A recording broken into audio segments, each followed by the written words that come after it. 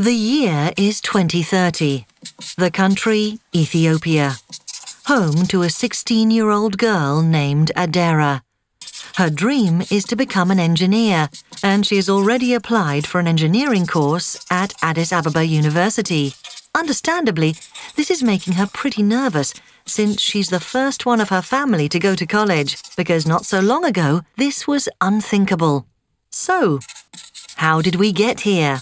By advocating girls' rights, we changed social norms and triggered local economic growth. Educational opportunities grew and chances of getting a job increased exponentially. Girls like Adera were able to stay in school because they were no longer sexually exploited or forced into marriage. This gave them the skills and confidence to get economically empowered, which meant they no longer had to depend on their husbands or fathers. This was made possible because new laws against gender-based violence were passed, and existing ones were adequately enforced.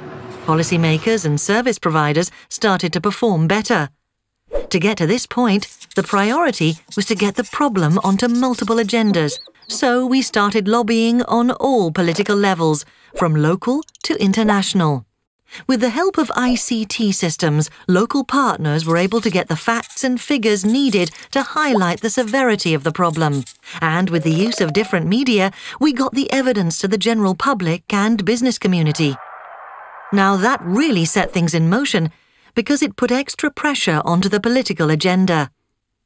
Companies saw the importance of giving women the same chance as men and realized they were letting some great potential go to waste.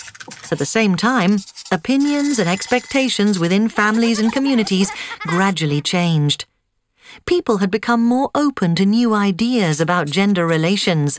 But none of this would ever have been possible without the strong lobbying and advocacy of civil society organizations, especially the ones of girls and women, because they managed to expand their network by including labor unions, boys' and men's organizations, and religious leaders to advocate for change.